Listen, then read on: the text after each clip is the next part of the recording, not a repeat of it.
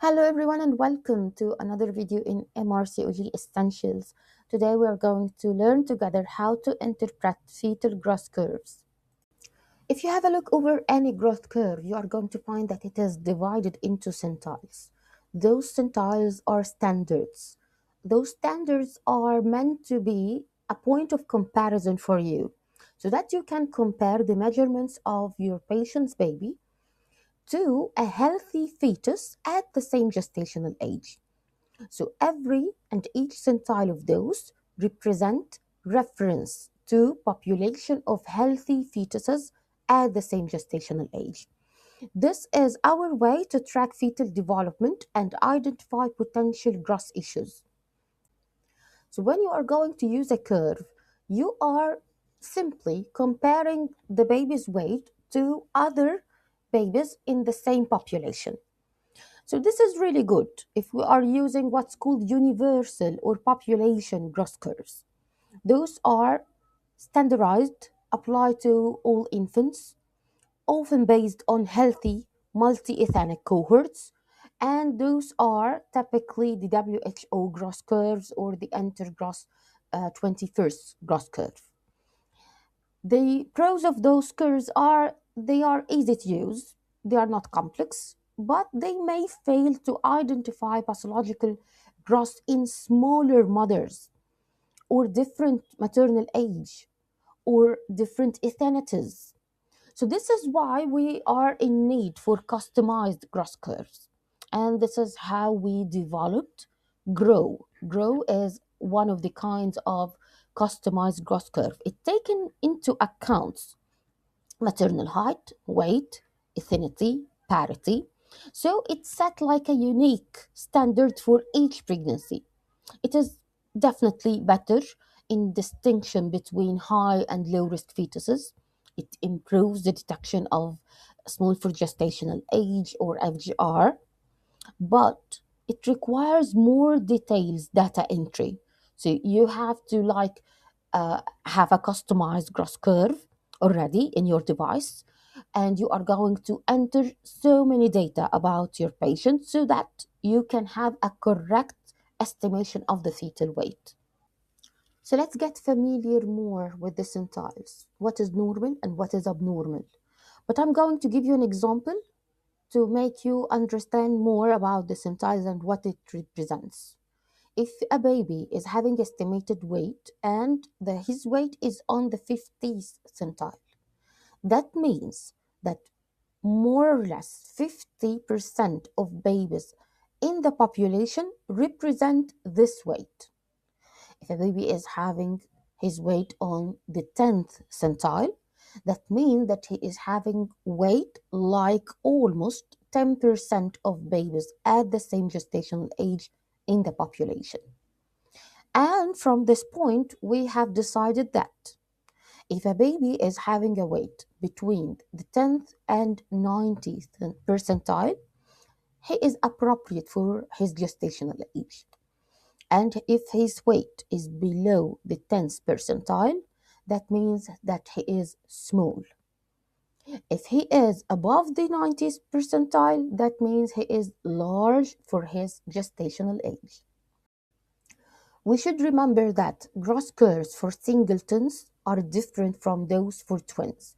Twins are physiologically smaller than singletons, so they need to have a customized chart for their own. And we already have a customized chart for twins, but they are not universally adopted. If you can see, you are going to find that what is normal for a singleton is not normal for a dichorionic twin, and it's not definitely normal for a monochorionic twin. Every and each baby is having his own growth rate. And this is why when we use the singleton growth curves for twins, we are going to have many false positive diagnoses for SGA for twins while they are normal.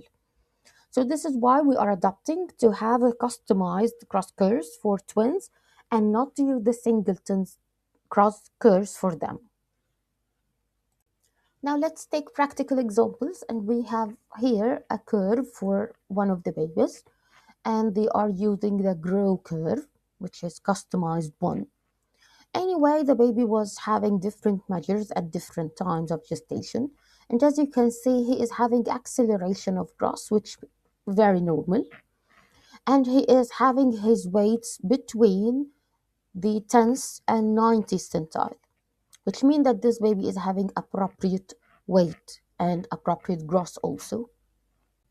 In this curve, you are going to find that the baby was having a good acceleration of growth. And also it is between the 10th and 90th centile, which means that this baby was having appropriate weight gain through over the pregnancy. But then by 36 weeks, he started to be under normal, or let's say under average. We are still between the 10th and 90th centile, but if we follow the trend, we are going to find that this baby is having now like slower rate of growth. This baby is going to need more monitoring, and we should find why he is started to have this slow rate of growth. This chart demonstrates the first instance of a standardized fundal height measurement, and it's plotting less than the 10th centile. In this situation, it is recommended that a referral should be made for ultrasound, and if the estimated fetal weight plots between the 10th and 90th centile, we can be reassured regarding the fetal size, and we should return to measurement by census fundal height. But if the estimated fetal weight of the baby was less than the 10th centile, it is recommended to do serial scanning for this baby. In this chart, you can see that the baby census fundal measurement was above the 90th centile. This is not an indication for referral, and it usually does not reflect a large baby. The most important indicator is whether subsequent measurements will show normal accelerated growth or not. This chart is showing a symphyseal fundal height measurement higher than expected. This could be a large baby, or they could be twins, or it can be polyhydramnios or inaccurate dates, or it can be uterine fibroids or maternal obesity or even abnormal baby position. This is why when we are having such symphyseal fundal height above the 97th centile on routine assessment, we should order ultrasound scan for fetal biometry, and we are going to assess the baby's fetal weight and liquor volume. If the scan is normal, which means that the ultrasound shows normal estimated fetal weight, the pregnancy usually returns to routine care, and we are going to consider it a false positive alarm. If the scan confirms a large baby, we should order OGTT or oral glucose tolerance test to check for gestational diabetes. Don't forget that we are keen to follow the acceleration of growth more than detection whether this baby is small or big. So rapid increase in symphyseal fundal height should be an alarm or an indication for a growth scan.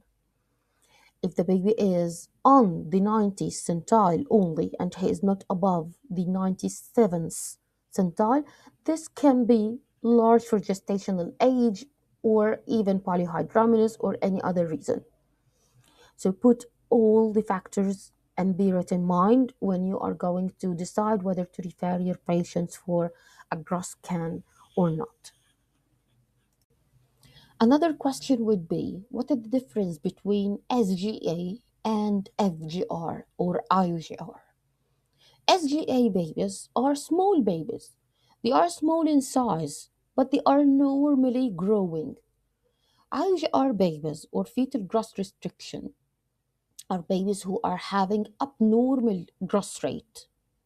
They were growing, and up to one point they stopped growing normally. They are having plateauing in numbers. They are not having the normal acceleration in growth. So as you can see, you can find babies who are small and also having IOGR.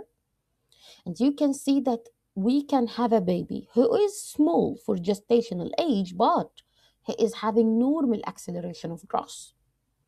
And we have babies who could be appropriate for gestational age, but at one point they started to have plateauing. They are not growing bigger. So this is again IUGR.